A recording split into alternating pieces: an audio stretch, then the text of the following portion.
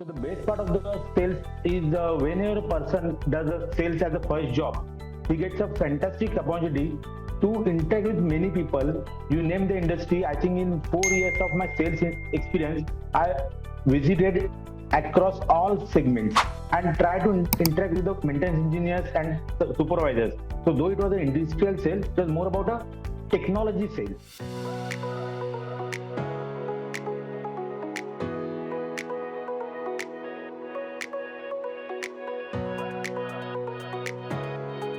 Hello, everyone, and welcome to FaceTime with Leaders, a podcast series by Dirctors Institute, World Council of Directors. I'm Sunny Pancholi, and today we have the privilege of speaking with a highly accomplished professional with over 3 decades of experience, primarily in IT and ERP projects. He also brings expertise in pre-sales, proposal defense, and crafting product vision to the table. So it is my pleasure to introduce Mr. Jayant Paranjape to this podcast. Mr. Jayant, welcome and thank you for joining us. Yeah, good morning, Sunny. It's really great to have on this show. Yeah. All right. So to begin with, Mr. Jayant, your Yeah. experience spans various sectors, including FMCG, airline, automotive, and retail. So how do you adapt such your strategic planning approach to meet the unique demands of each sector? Well, actually, the thing is that as you must have gone through my profile and my LinkedIn profile, it's quite clear. I have done a production engineering during my early days. So I did a production engineering, and after that, I was into industrial sales. So the best part of the sales is whenever a person does a sales as a first job, he gets a fantastic opportunity to interact with many people. And in that journey, I visited Pan India, where I got an opportunity to visit variety of industries like engineering, pharma, medical, OEMs.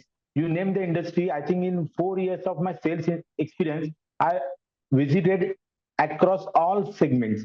Now, what happened typically, since academically I am a production engineer, though I was doing industrial sales, it was more about my background. Brain was always having engineering, technology learning. So whenever I used to do any sellings, but at the same time, I was going through their process and trying to understand how a particular, let's say, pharmaceutical company is manufacturing tablets, or a heavy engineering company, how they are doing a very big kind of furnace manufacturing or heat exchanger manufacturing. So I've seen all those kind of plants very closely because our product was maintenance related product. So I always used to go to the shop floor and try to interact with the maintenance engineers and supervisors. So though it was an industrial sale, it was more about a technology sale, and that is how I grasped a lot of knowledge during that journey. And when I decided to make my career to IT, I think that really helped me because I was already having a domain expertise. And the moment I moved into IT after doing technology courses like software diploma, I did, and after that I moved into IT. In IT, ERP is all about the more about processes. I already gone through the processes. So, and that time, that is the time, 1999, where in India, SAP and a lot of ERPs like Oracle, BAN, they started just getting implementing across many industries like Reliance, Godrej, everywhere. So that is how it started. And due to this, basically, experience, that really helped me to identify a right solution because I have gone through this practically. So that helped me in that terms. My past experience really helped me. Absolutely. And it's impressive to hear how you tailor your strategic approach to meet the distinct challenges of such a diverse range of industries, Mr. Jayant. Yeah. All right. And your ability to pivot between sectors really showcases your depth of expertise also. So, having said Yeah. that, I would like to discuss with you process Mhm. improvement is a recurring theme in your career, as I can see. So, can you discuss a specific instance where you implemented process improvements that significantly enhanced project outcomes? Yeah, actually, in fact, throughout my journey, I think I did more than 45 to 50 implementations. Some of the greenfield and some could be like a project rollouts. So here I would like to just give a take one example of warehouse management system, which I implemented about just 7 8 years back when I was working with Bombay Dine. Bombay Dine is a known brand, right? So during the Absolutely. year Bombay Dine during year I think 2016-15. So that time already uh, IT has taken over all industries and everyone is now talking about the e-commerce. So that was the e-commerce journey started in India in 2010-12. After a global financial crisis, then a lot of changes happen in the way you are going to do the business. I think that time e-commerce has started taking a place. So Bombay Dyeing also decided to have a e-commerce platform because already they have implemented ERP, SAP ERP was there. Now their challenge was now all over India there are more than 45 to 50 warehouses, and they have only one warehouse which was a central warehouse of their own, and maybe 4 5 zonal warehouses, and rest of the warehouses it was not their own warehouses, but those warehouses are basically uh, outsourced to carrying and forwarding agents. So those typically stockists, they were not used to keep only Bombay Dyeing stock, but they might be keeping a Bombay Dyeing, then Garden, or maybe some other brands, all other stock is stock also there. So the challenge was here Bombay Dyeing decided to start their own e-commerce website through bombaydyeing.com and through that shopping cart and everything. So the challenge was the real-time inventory. Now the problem is that they have their stockist system. That system was not SAP. They have their own warehouse management system. And SAP was there in central warehouse and in HO and other their own some 4 5 warehouses. But other warehouse person, they are not ready to implement the warehouse SAP warehouse module, because why they will invest large capex into SAP? They have their own warehouse management system. So what they propose, okay, you tell me what you want as a SAP as the input, or what kind of files you will exchange with us. From our system, we'll give you the specific data in your format, and you also give the desired output so that our system can read that data and will manage the inventory. Here the challenge was basically design a completely one interface which is taking care of every time whenever there is a goods movement, right? Because when you talk about warehouse, there will be if I take an example, like just there is a warehouse in Nagpur, warehouse in Nashik, warehouse in maybe Jabalpur, whatever. And then what used to happen before this kind of integration, Bombay Dyeing has one warehouse manager whose job was only from morning 9 o'clock till 3 o'clock. He used to take just the inventory by calling or by email or some other ways and getting the data and then collating the entire uh, basically inventory dashboard mentioning a particular, let's say, a double size bed sheet of twin size, 100 quantity in Mumbai, 100 quantity in maybe Jabalpur, 200 quantity in Pune, like that. And then by the time he arrives at a final conclusion, almost his days over. But now in real time online, order starts getting flow maybe from 9 o'clock or even 10 o'clock, or ideally even in the morning as well. So sometimes end customer sitting in, let's say, Delhi, he might be placing an order on warehouse of Gurgaon, and the inventory was not reflecting a real time. They used to book order, but at 4 o'clock, when the final picking list getting generated, they used to get error message, sufficient order is not there. So they used to cancel the orders. So there was a uh, heavy noise about basically order fulfillment is not happening correctly. So that's the reason they want a real-time system. So we started taking a data from all the warehouses in a structure format which SAP accepts. Then in SAP, anyway we are configured all those warehouses.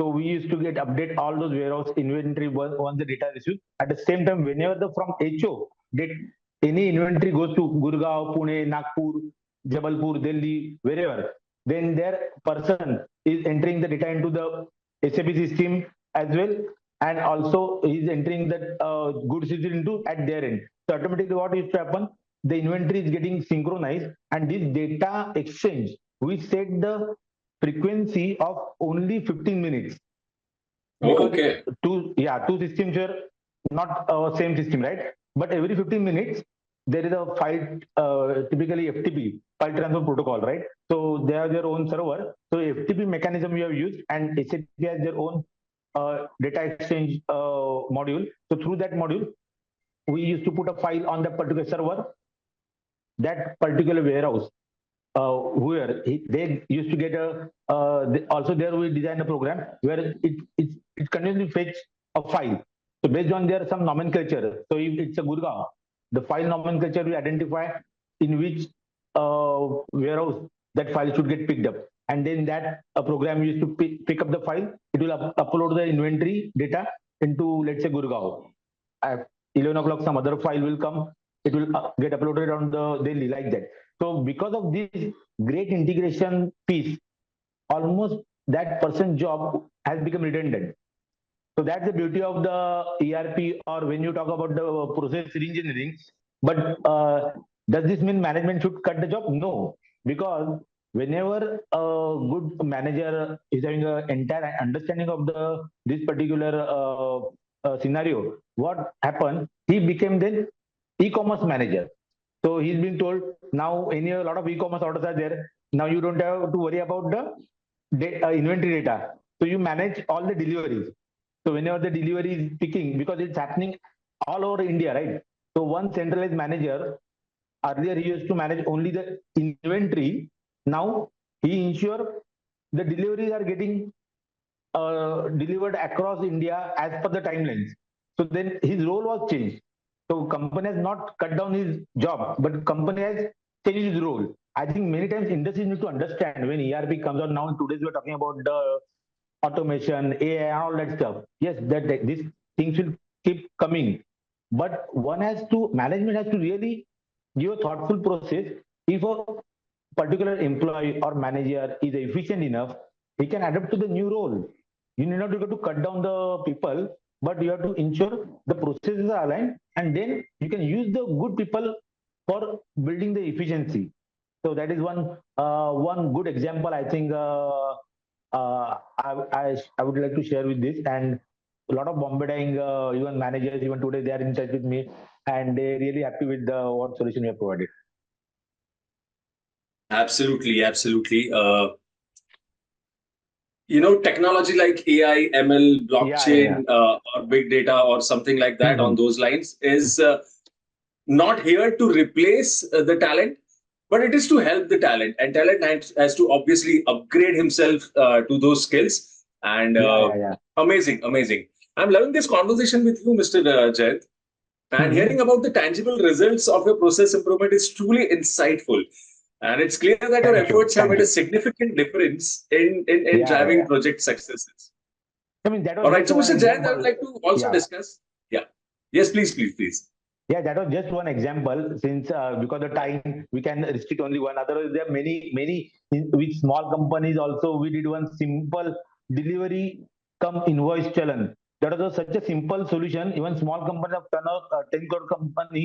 This I'm talking about way back in 2004 or five. Smaller company size people, they were not aware, if I can cut down my two paper cost into one paper, it will be huge savings. So that also one very small change we did in their process. We convert their delivery challenge come invoice as a excise invoice. Excise department has made a rule clearly. Excise invoice you can specify everything as a what you're going to deliver, and also you can mention the rate, because excise duty as that time in those days excise duty was there. But a lot of small companies, people, they were not aware. They used to have old traditional practice. They used to give delivery on with a truck and excise invoice afterwards. So unnecessary huge paper cost they were incurring. So that also we implemented about in 2003 or four. Yeah. Amazing, amazing. All right. So, as I can see, you have worked extensively with international clients, Mr. Jayant. So, how do you navigate the complexities of managing ERP projects, across different cultural and regulatory environments? Yeah, in fact, whenever I talk to my friends or even colleague, there is one interesting challenges will be always there. And when you talk about whether it is a domestic or international project, when you talk about IT, it's not only technology challenges. In fact, I would like to share one experience that was a very different challenge.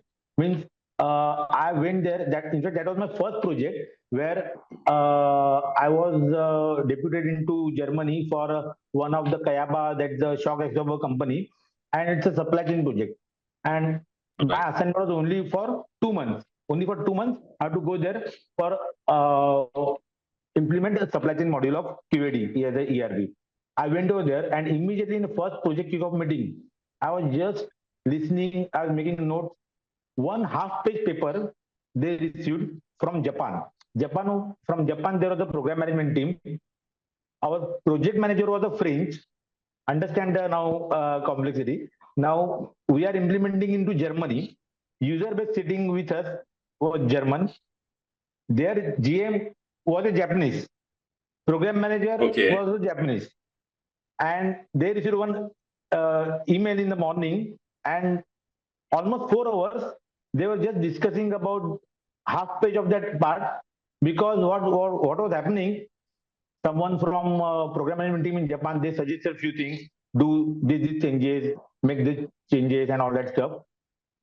But the users were not ready because they understand only German. So what was happening, the GM used to understand that into Japanese, he used to read out that, then he used to translate that into German, he was explaining to the users.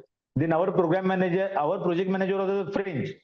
And coincidentally, that German guy was also having bit of French aware. He was well versed with the French and little bit of English. So he used to explain that into French to my project manager, and I was a consultant, right? So finally, I need to understand that, and I was not understanding French or German nor Japanese. Then my French project manager used to translate that into English, and he used to tell me, Jayant, you have to do like this, like this. Then I was just wondering what's going on. 4 hours gone, and only half page was over. And and on top of all that, finally they decided a conclusion. Boss, they started questioning my project manager. Why you deputed a guy from India? We told you clearly we want a German consultant. And then why you send a person from India? I want a person who understands the German. Then only this project will go. Otherwise, we don't want him. You send him back. Germans Okay. are many times very straightforward. So they told very clearly to my project manager, and I was a bit worried. That time I was also not highly experienced, so and it was my first international project, so I was a bit nervous. But then after I decided it was nothing doing. I if I unable to conquer this situation or manage this, then it will be bad on my part. So immediately I did one very weird different thing. Uh, that time Google was not very famous, right? We are nowadays it's very easy. If anyone want anything, people used to go to Google and they just type and information comes. But All Google right. was So just we are invent. talking about early 2000s, maybe. No. It was in 2007. Google was there, Okay. but not very used to like today we That have it, famous, right? yeah. Yeah, Yes. it was not famous as that, right? So I did Google translator, because I remember in 2006 IBM has introduced one product called basically translator. It's all IBM speech recognition system with a translation facility. It's a fantastic hardware product. You can Okay. just select you can just select the language. Let's say from Japan to German, Japanese to Germany, German to French. There were switches like that. You can select the language. Then I found that product, and during the lunchtime when everyone gathered, so they are almost concluded. So basically, by the time Yes. they come back from lunch, they have concluded. We don't want Jan. Let him go back. We will hire a different German consultant. So when they came back, I put some sarcasm. I told them, guys, I have found one product for you guys, because I have noticed in last 4 hours you just spent half page. So and that too, Right. Mr. I don't remember his name now. I asked the GM. I think in this room, I think you are the highest paid employee of the company, right? Then he said yes. So just imagine, sir, you are spending 4 hours of your valuable time in just doing the translation. So in my Exactly. view, you guys don't need a consultant German, but you need a translation machine. Then Absolutely. so Right. everyone was really that what is talking about. And then they said, oh, Jen-san, yes, you're right. What you're saying, we spent more than 4 hours. I lost so much. Now I'm lagging behind of this work shooting and all that. So what is the solution? So I told him, solution is very simple. let's make a English as a project language. So I know if I make a English as a project language, I will I will continue my stay. The most beneficial will be you. Yeah, Okay. yeah. All right. So But that's the solution. Yes. And that that's the works. solution. Yeah, but that was on. I just told you as a. It's not only about technology. Sometimes in my first year only, I have faced this kind of challenge. Non-technology front, Right. yes, various challenges I faced. Many times, just to tell you quickly about the customer behavior. See, what happens typically when you work internationally, projects like US, Australia, or European countries, they were very clear about the thought process, requirements, and they are process driven. And if you tell them, look, Matt, this is not possible because there are these are challenges. If you want to achieve this, fine, we can do that, but maybe we have to extend some timeline. If you are okay with that, we can accept this. And those guys accept such things. Whereas in India or even Asian countries, many times project manager or project sponsors, they were very uh, adamant. They said, no, no, we are synchronizing these particular timelines, nothing doing. I don't care whether this delays from my user side, if he has taken more time in giving the sign off, you put here more people, but I will not compromise on dates. So that's the challenge we often get into Asian countries, whereas when you work with the West countries, that's the major difference. So finally, what we have to, being I was the original sales guy, then I had to always read that particular customer's mind, and then we have to use the project management skills, customer management skills, and then I had to ensure, as per the customer requirement, finally the project gets delivered. So even in Asian countries, sometimes then you have to give some offers of freebies. So if they are not agreeing to you, you can give them, okay, sir, I will use this one free report, but just extend this line. So you have to, based on the client mentality, you have to sometimes tweak with their project lines, because one thing is very clear in project management, any kind of one, whether it is IT, non-IT, project management, there are three things: your time, quality, and cost. No project manager will achieve all three things with a fantastic 10 out of 10, and that should be acceptable to project owner and users, and that should be, expectation should be set like that only.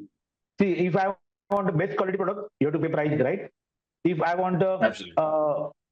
at the same time, if I want the best quality, then I know it will take time. So maybe sometimes your project may get extended, but you have to think positively, but I'm getting a quality product. If you want a cheap quality, I will fast track the project, but then you may have some after service issues. So like that. So no project manager in this world will deliver all three with a 10 out of 10. Somewhere, that is called famous triangle of project, TQC. Either of the three, only two will be satisfied fully. Yeah. So that is how I All think right. All right. Okay. challenges one has to face. Yeah. Amazing. Amazing. And it's really commendable to the way you have successfully managed the ERP projects across diverse cultural and regulatory landscape is truly commendable, Mr. Jan.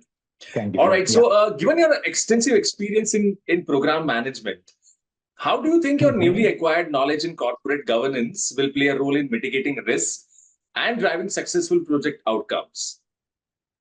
Yeah. Well, in fact, just about 4 5 months back only, I came across this WDC. Till that time, I was not aware, and coincidentally, I worked in SEBI about 4 years back. I was working in a SEBI from Tech Mahindra to implement SAP, and then after a lot of other technology platform. Entire SEBI automation was done under my leadership. In SEBI, I Okay. was managing 200 plus people from Tech Mahindra. We did there. Nowadays, you are basically seeing this IPO and all those digitization of complete. That was the project we started in 2014 and we completed in 2019. So I was part of that entire journey. So the coming back to your point, so in SEBI, I have seen that lot of governance, lot of I would say bureaucracy. And what we had as an IT guy challenge. Tech Mahindra is a anyway IT company, and I worked into IT. So that time, many times what happened, uh, we come with an open mind. We are kind of a with the MNC companies. You have a different work culture, right? We are not working in bureaucratic manner. Whereas when governance comes, some bureaucracy comes because you need to be strict. So I think what I'm finding as a gap, a lot of IT companies are very open-minded. Since I did spend majority of my time into with IT company, IT projects, we are always open. But at the same time, yes, we do lack some control or governance. So with this now new value add might going to happen in my career after completion of this corporate governance syllabus, I think my project will be more controlled and the governance will be that part which I liked about it. And I think that is something where we need to bridge that gap because the governance is not very strong. Sometimes you take deviation, sometimes you take approvals out of the way, and that time you don't realize what kind of its implications or what kind of impact it will be after 2 3 years. But now with this kind of a governance coming into your mind as a that's the important thing. So whenever any project, if I'm going to do in a future or if I'm going to guide a particular team, then I will first make sure whether all the controls are in place. So that is something I think going to help me to guide the project management teams. That part is very important. Indeed, Mr. Jayant, it's encouraging to hear how you plan to integrate corporate governance into your project management practices. All right, so Yeah. moving forward, with over 3 decades of experience given in IT and ERP projects, how have you Mhm. seen the landscape of enterprise resource planning evolve? And what do you believe are the next big trends in this field? Well, see, as a almost 20 years I spent into ERP industry, okay, and I have seen systems from standalone systems in my earlier first project where there were Excel-based systems, and then people having only multi-management system. They are for accounting, they are Tally, and since those days I was basically from standalone systems. I started the transition there to uh, ERP systems, right? So that was the era of, I would say, late 90s until I would say even up to 2010-12. Then after e-commerce came. Then last 10 years, everyone means even I would say even 5 years kid also nowadays, he can go on the Play Store and he can download some app of his choice and he would like to order something online of the toy of his choice, right? That's how now we are moved into. So next 5 years and maybe whatever the journey happening in last 5 years, it is more about internet on thing or everything is on internet, IoT platforms plus AI. Everyone's talking about AI. But what this AI is doing, AI purely works on a, I would say, data. For AI, data is the main thing, right? And if you remember, during early 90s or late even till 2010, a lot of Fortune 500 companies, they build ERP systems. So ERP is a backbone or it's a transaction system. What is next? After ERP, what is next? So for any platform, like whether it is a BI, whether it is a AI, or tomorrow it is a robotics or whatever, first of all, you need to have your transaction system in place. Now, since all these years, companies have spent huge amount of money, time, energy, and build expertise into this ERP system. Now they are just leveraging the platform, and AI or BI are not doing something different, or they're not doing something great things. What they are doing, they are picking the data from the transaction and they're throwing some outcome in a very fast manner, so that there is a concept called predictive analysis. What is the predictive analysis means? If I know the consumer behavior based on the transaction data, that is how it is, na? today when you are talking about the AI does more about the predictive analytics. Because if let's say I will just take some different example of, let's say I'm a stock market person and I'm a trader, and my whenever I do some tradings, that data goes into system, right? And if I then from that data, he will come to know whether he is a intraday trader or he is a delivery based trader or he's a long term trader. So based on that, those programs now comes, right? Technical chart, they give some, okay, you buy this, sell this. I'm just giving some different angle because I was in sebi, I have seen all those things. So basically my point is that once you have the data is there, AI and BI can play a wonders, and that is what today happening. And it will keep playing a wonders, because if your data is good, then you will get a fantastic outcome. Because the basic principle of any IT or any ERP system is a GIGO, garbage in, garbage out. If your data is crap, your AI will not work. Am I right? So I think now the next Absolutely. technology platform is more about AI driven. At the same time, though it's AI driven, top management will always keep trying to think, innovate the new things based on the AI. They will they will see, okay, fine. Now I already know in this particular geographical area, on this particular day, there is a demand for this particular XYZ product. Then why don't I take a chance or take a risk to have push technology to build a more production 1 month prior, and then I'll just do the digital marketing and push the data. So such kind of things, the sales guys or CEOs or top management who have that kind of a visionary thought process, how I can use my data effectively, they are going to make a big difference. That's what my view. Rightly said, Mr. Jayant. And your reflection on the evolution of ERP and your predictions for the future are really invaluable.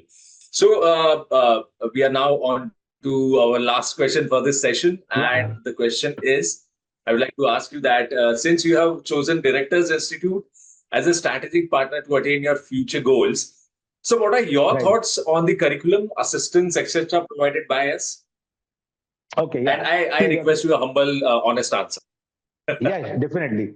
See, as I told you in one of the question I addressed, that governance part, right?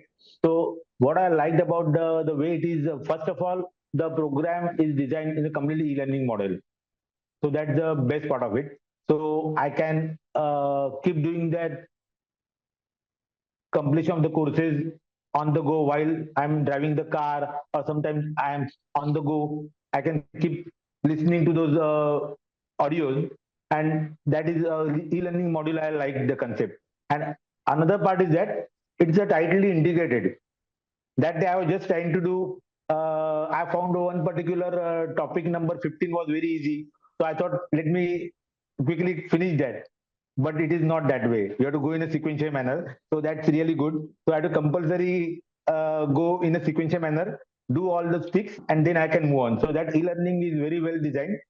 And as a topic or a subject point of view, I would say digital governance, then social governance, that is corporate social responsibility. Those two aspects are the more meaningful in today's world, because as the industries are growing in a rapid way, cash flow is now not a problem to most of the big companies. It's more about are they going to do the things in a legitimate manner? Do they have the right intention? Are they devoting something towards society? Because very few industrials, like even Tata is one of our favorite, you we all know, right? How much Tata uh, generates wealth towards community, and how much they donates towards the community. So that kind of awareness is I am also now getting through these kind of courses, and I'm sure once I will complete this, and if I get an opportunity to become a director on some of the boards, I will ensure proper digital governance and social responsibility angle has been properly taken care. And I think I'm learning those angle in a very professional manner through this curriculum. Yeah, I think that Amazing, was the amazing. main thing. Yeah. Absolutely, Okay. Mr. Jayant. And I deeply appreciate the enlightening conversation we have had and your thoughtful responses throughout, Mr. Jayant. So, Okay. as you continue to face future challenges, I wish you all the best in all your endeavors. Sure. Challenges are part of the life. So those are always welcome. Absolutely, absolutely. Those are the stepping stones to success. Yeah. Okay. All right, we had an amazing conversation today, and I'm definitely sure that all the viewers who will be watching this video will Sure. have great insights into different subjects that we discussed, and they will be enlightened through this conversation. Okay. Thank you, sir. Thank you. Nice talking to you. Okay. Likewise, sir. Thank you so much. Thank you, Mr. Jayant Paranjpe, for joining us today. Okay. Great.